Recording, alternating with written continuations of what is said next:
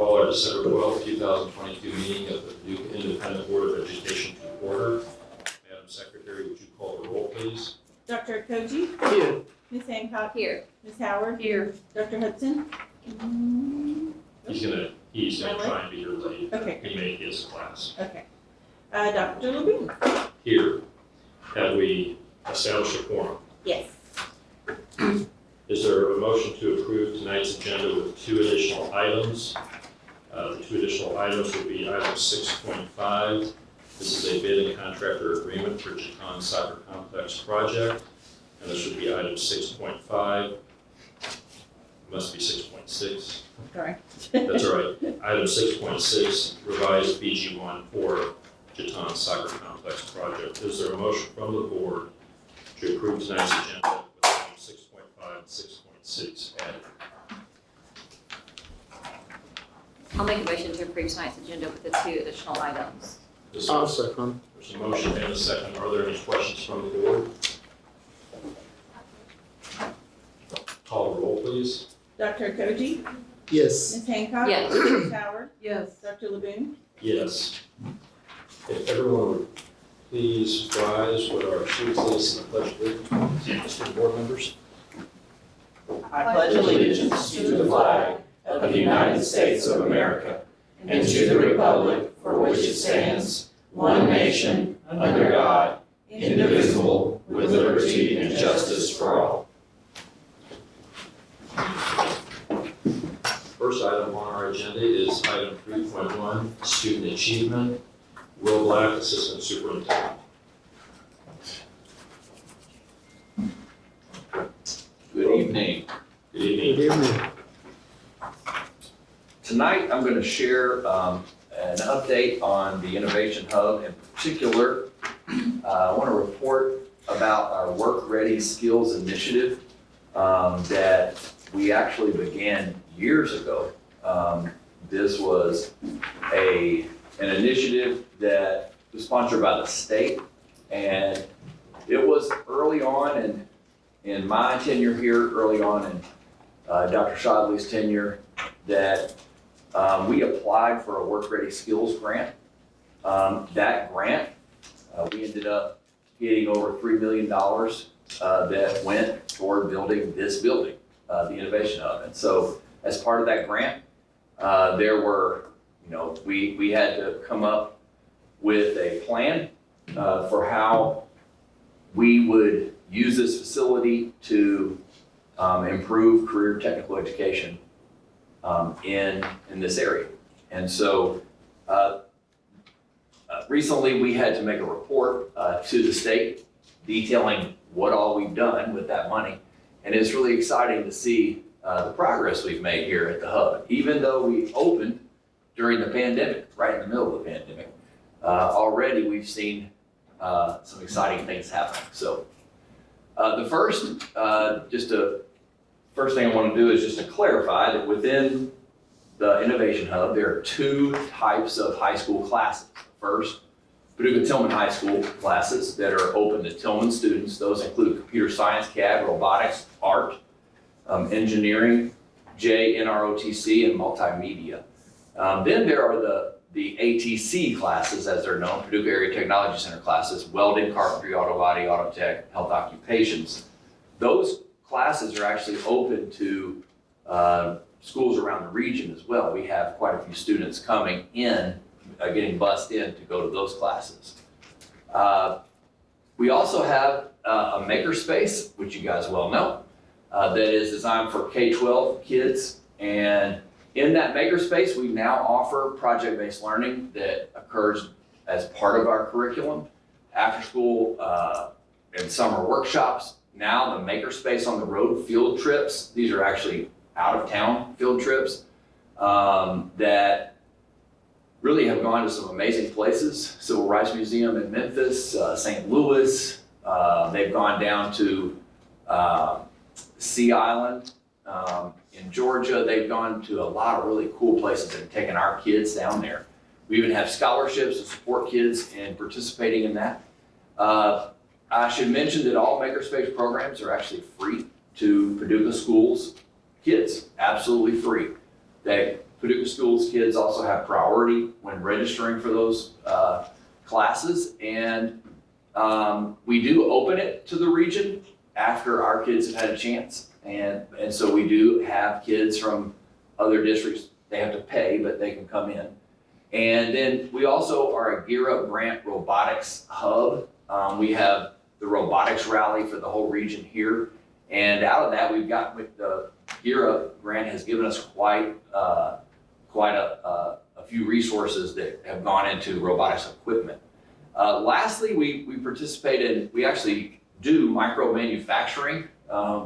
As you guys have seen, we actually produce, as our kids help with this, we produce things for different organizations in the city that might want something laser engraved or 3D printed or things like that. So, but just very quickly, the participant enrollment over time here, you can see total enrollment has grown, or we've definitely served a lot of kids. We have, you can see, especially in the PTHS enrollment, we're definitely seeing an upward trend as certain courses become more popular. And keep in mind, you know, this is even opening right in the middle of the pandemic there in 2020, 2021, where we had quite a few school closings and challenges. So in terms of completion and certification, you can see we've had 161 certifications in 2 years. You can see not applicable here for this year just because those tests occur in the spring. So we haven't gotten that far yet for this school year, but still already in a couple of years making progress there. We also have offered nighttime programming for adults. That includes welding certifications for inmates that actually happened at McCracken County Jail, but our staff was involved in that. 16 union carpenters completed certifications here. 35 Murray State kids, students completed their EDU 380 course. And I think Mr. Iberzawa teaches that, right? So he teaches that right here in this room. And then, this is really cool, 23 adults have now earned their computer programming certification through Codify, which offers evening classes here through one of our sister organizations, Sprocket, through a partnership with the two of them. So just wanted to share, you can see here, that's actually an example of the micro manufacturing that was done on the laser engraver within our makerspace. And so really excited about the things happening. Moving forward, we're looking to ramp up and continue to serve more kids. Our new focus in the spring, we actually have a grant to help us build more project-based learning units within science and social studies that can come here to the hub during the school day. And we really need, we have a few projects going already, but we really want every science and social studies class, every grade level to come a couple of times a year and experience a culminating project that ends in the hub. And I'm talking about elementary, middle, and even high school students. So any questions? Any questions from the board? Will the projects, some of that's gonna start in the spring? Yeah, we'll be designing them as part of a grant from our co-op. It's a deeper learning grant. It's actually connected to the same group that we worked with at University of Kentucky. We're actually hoping to partner with them as well. Years ago, the idea for the hub itself came out of University of Kentucky Leadership Academy that we were part of. And it's that same school of thought, that same group that has inspired this deeper learning grant. So we're excited to reconnect and keep, and basically use these funds to pay a group of teachers and administrators who are going to help us build these projects. May I see the slide before this? Before this, sure. Yes, sir. Yeah, the 23 adults that earned the computer programming certification, how long did it take? That's a good question. My understanding is, we actually had a couple teachers who participated in it. And according to them, it was a couple times a week. It was 20 weeks. 20, thank you. Yes. 20 weeks. Yes, and the first cohort there had 25 students in it. And then they moved on to the next level and they started a second cohort. So there were two groups going at the same time. Great, thank you. And that was absolutely, sorry. What'd you say? That was absolutely free to the adults through the Codify Sprocket partnership. They just had to have a computer. And so we went on the space and we had adults learning code 2 nights a week. And can you back up one more slide here? Sure. One of the things that jumped at me, if I could add something, Dr. Boone, is when you look at, and this is not those numbers, but the 2020-21 school year, we opened late August. We went 2 days a week with students, and another group of students went 2 days a week. We had a lot of virtual students. We almost 56 or so, maybe 60% of our kids stayed completely virtual. We stopped in November. We came back in January. I mean, you remember that year. We did not have as much, obviously, engagement in our makerspace as we did in 2021, 2022, in the first half of this year. And so when you look at what the number of encounters or opportunities, I don't say opportunities, but the number of touches is the way I would look at it, to where elementary students came over and did an activity in makerspace. Middle school, we bring teams over and did that. Sometimes it's the whole class, other times it's very specific groups. And then our high school students, and then what we do after school, what we do in the summer. We had over 16,000 students that interacted in the makerspace for really 1.5 years roughly, because we had very much. And Mr. Rizal, you counted up the number of community tours, business industry tours that we've given. I remember you said we did 2 the first year, but how many total was it? I don't have that. We're right at 101 tours and community engagements, meetings with everyone from the Association of General Contractors to Garden Club. So something that jumped out at me there. So we'll continue to grow that, and as Mr. Black said, some of the training that we got through the state grant for the different army will definitely bring more students from K-8 into this building as we build those projects out. Is the computer program still on? Is it still going? Is the class still on? It is currently not going on right now because the grant that funded it for Codify, the company that was sponsoring it, has run out. And I don't know if they will reapply for that grant or not. But it was a community uplift engagement grant that they had applied for, and it brought computer coding to small towns in our region.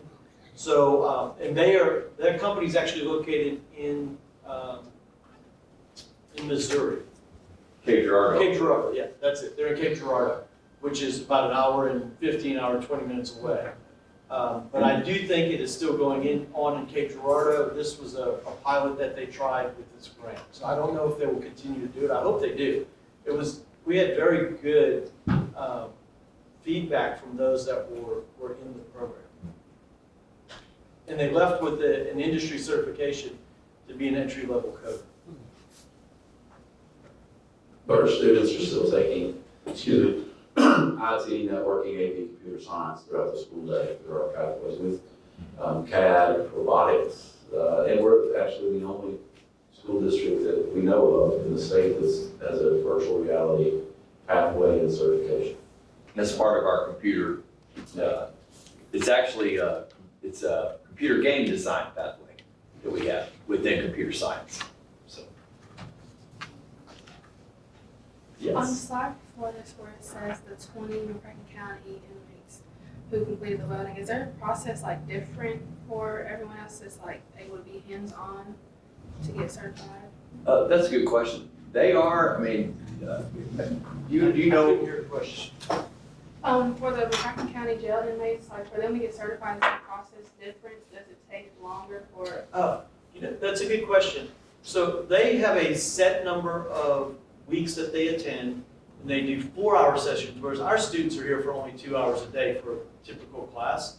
So they're actually here right now from 4 to 8 on Monday and Tuesday. And I think they do it for 15 weeks or so, something like that. And it's paid for by a grant with a partnership with us, West Kentucky Community Technical College, and the McCracken County Jail.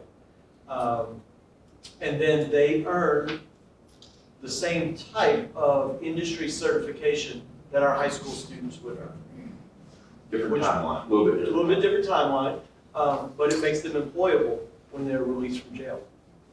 And I've read some reports, I believe in Paducah Sun, saying that the number of certified inmates who've been able to go get a job is actually pretty high when they leave jail. So that's Yes. really good. Yes, it is, and many employers will give them a second chance to, especially once they show up with a certification and show they're ready to work. Great. Yeah, lots of good opportunities for them.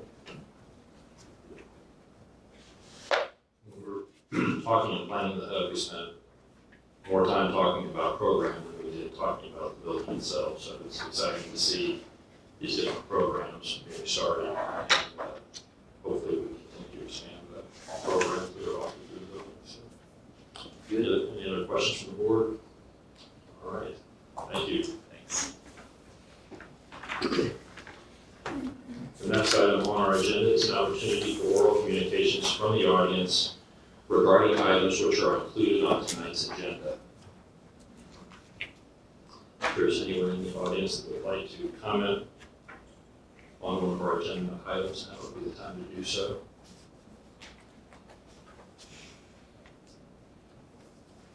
Hearing none, we'll move on to item 4.2. This is an opportunity for the audience for oral communications regarding items which are not included on tonight's agenda.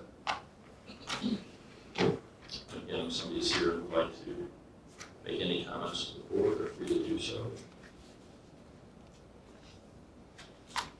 Hearing none, we're going to move on to item 5.0, consent agenda.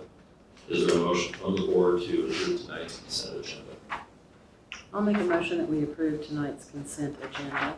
I'll second. There's a motion and a second. Are there any questions from the board?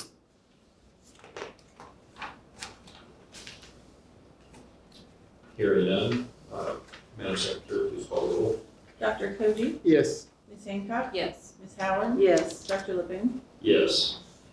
Item 6.1, Comprehensive District Improvement Plan. The superintendent recommends that the Paducah Board of Education accept the draft of the 2022-2023 Comprehensive District Improvement Plan as presented by Will Black, Assistant Superintendent of Instructional Programs. And a copy of that draft has been included for us under separate cover. Is there a motion from the board to approve item 6.1?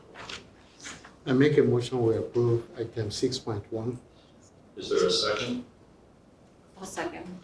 There's a motion and a second. Are there any questions from the board or comments from superintendent or assistant superintendent? This is the district improvement plan that we create every year at this time. We had a planning committee that helped do a needs assessment for this. And Ms. Howard and Dr. Koji were part of that process. This is the plan that came out of that. This is out of that process, we developed a plan. It will be it's a plan that will change over time, most likely. We usually revise it as we go. And the committee will revisit it in February, most likely, and check in, see what we've done, maybe what our next steps are. So it is a living document. And we're approving the draft tonight. Will there be a final approval in February? When it's approved, it'll be final for right now. In other words, what we submit to the state.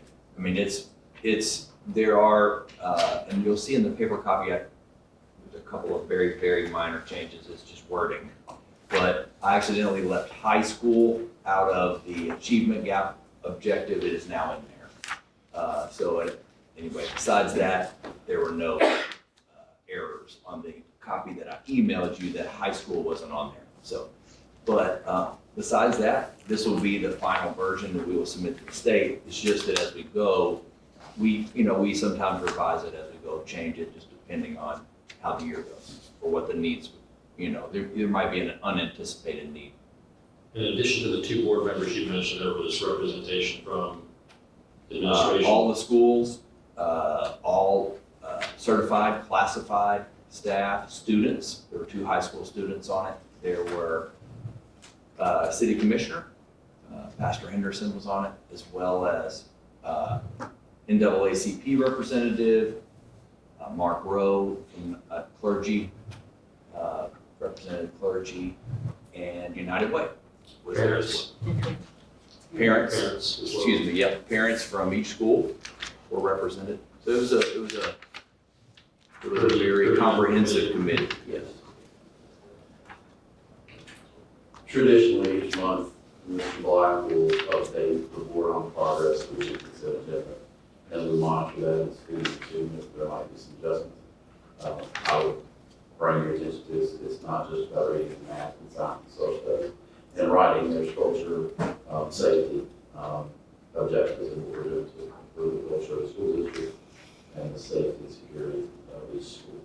And I might mention that also, this is true in last year's improvement plan and in others before that, but we have included equity objectives, diversity, equity, inclusion, belonging objectives that are part of the work of the District Equity Advisory Council, as well as the Student Equity Advisory Council. And one of the most exciting things that we're doing this year in that is engaging the students, African American Leadership Club, as well as the Student Equity Advisory Council, to help us design a student voice process that allows kids to really have ownership in how we survey them and how we do focus groups. And this was something that we talked about early on. I know Corian brought this up probably, maybe beginning of the year. I think it was over the summer maybe, or maybe it was in August, but about how do we make that really authentic? Like, how do we make kids really feel like, number one, the district or school and district are listening, and so that they have input. And so we're really excited about that. That's also in the plan. So. Any other questions from the board? Student board members, any questions? Okay. Call the roll, please. Dr. Koji? Yes. Ms. Hancock? Yes. Ms. Howard? Yes. Dr. Levine? Yes. Item 6.2, payments to contractors. The superintendent recommends that the Paducah Board of Education approve the payment to contractors for the soccer complex project, BG 23-152. This is a payment to Bacon Farmer Workman for $2,000. Is there a motion to approve item 6.2? I make a motion we approve item 6.2. Is there a second? I'll second. There's a motion and a second. Are there any questions from the board? Call the roll, please. Dr. Koji? Yes. Ms. Hancock? Yes. Ms. Howard? Yes. Dr. Levine? Yes. Item 6.3, payments to contractors. The superintendent recommends that the Paducah Board of Education approve the following payments for the Head Start preschool project, BG 20-236, summary payment number 11, in the amount of $1,945,684.70. JRA Architects, $32,934.68. YKK, $31,047, and Bacon Farmer Workman, $3,654.50. Is there a motion to approve item 6.3? I'll make a motion, we approve item 6.3, payment to contractors for the Head Start preschool project. Is there a second? I'll second. There's a motion and a second. Are there any questions from the board? Yes, sir. When exactly will the Head Start welcome students? His question was, when do we plan to open doors and allow students in the new Head Start building? With that expectation at the moment is August of next school year. So we anticipate a substantial completion date for the construction to be able to actually get an occupation certification, which should be late June, maybe early July. Supply chain issues in the construction during COVID and post-COVID, post-pandemic, I guess, during the pandemic, are starting to speed up a little bit. And so there is one HVAC unit that we're a little concerned about that might be late July, but that's really more the June. So we feel really good at the moment about being in there in June to get occupancy so that we'll be ready to open school up in August. Thank you. Other questions from the student board members? So Chrissy, how will it change? You know, they're wondering about when we can occupy the building and put students, and then is your process going to change for identifying students because we're going to have full-time and we're going to have more spaces? No, I think we will continue, we start that process in January, so we will continue moving forward with families taking applications and encouraging them to apply early. Any other questions from the board? Call the roll, please. Dr. Koji? Yes. Ms. Hancock? Yes. Ms. Howard? Yes. Dr. LeBoon? Yes. Item 6.4, payments to contractors. The superintendent recommends that the Board of Education approve the payments to Ascendant Facilities Program LLC for the Guaranteed Energy Savings Project, which is BG 22-155. This is pay application number 8, $45,204.30, and direct owner purchase log number 7, $18,892. Is there a motion to approve item 6.4? I'll make a motion to approve item 6.4, payments to contractors. Is there a second? I'll second. So motion and a second. Any questions from the board? Call the roll, please. Dr. Koji? Yes. Ms. Hancock? Yes. Ms. Howard? Yes. Dr. LeBoon? Yes. Item 6.5, bid and contractor agreement for Jatan Soccer Complex project. The superintendent recommends that the Paducah Board of Education accept the bid of $353,600 for the Jatan Soccer Complex, which is BG 23-152, by Central Paving, and approve the AIA agreement between district and contractor. This bid was the only bid received on December 9th, 2022. Is there a motion to approve item 6.5? Make a motion, we we approve item 6.5. Is there a second? I'll second. Are there any questions from the board? We only had one bid, so we went through the usual bidding advertisement process. Yes, sir, we did, and we actually backed it up. We originally had it Tuesday. Last week they would do it 2 o'clock, and we moved that back to Friday to give more time to get bids in. We thought we might have up to 4 based on the information relative to who's picking up the plans and looking at it. We ended up with 1. And talking to our engineers today, this was 1% over the range we thought we would see a best bid, so we feel really good about that. So you're satisfied this is a competitive bid despite the fact it was the only, has to be competitive. The engineers know that market better than I do, so that was 1% over the top side of the range we felt like it would be. So I'm excited to be moving this forward. Any other questions from the board? Call the roll, please. Dr. Koji? Yes. Ms. Hancock? Yes. Ms. Howard? Yes. Dr. LeBoon? Yes. Item 6.6, revised BG 1 for Jatan Soccer Complex project. The superintendent recommends that the Paducah Board of Education approve the revised BG 1 document for the Jatan Soccer Complex project, which is BG 23-152. Is there a motion to approve item 6.6? I'll make a motion to approve item 6.6. Are there any questions from, excuse me, I'll second. There's a motion and a second. Are there any questions from the board? Dr. Levin, let me remind everybody that this is a project's going forward based on generosity. It is Christmas time, so it's time to be thankful, but I know there's lots of needs across the district, and this is one where we have numbers say we would like to help this, move this forward for you. So, The donation for this specific project? Yes, this is a project, and so just want to make sure I think everybody probably knows that. But anybody that might watch it might be reported out. This is not general fund dollars. It's federal money that we'll be using for other reasons. This is, here's a nice check, and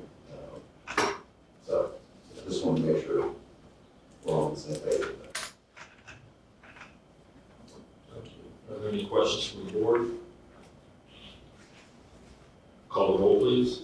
Dr. Koji? Yes. Ms. Hancock? Yes. Ms. Howard? Yes. Dr. Levin? Yes. I believe we have need to go into executive session for personnel and property potential litigation.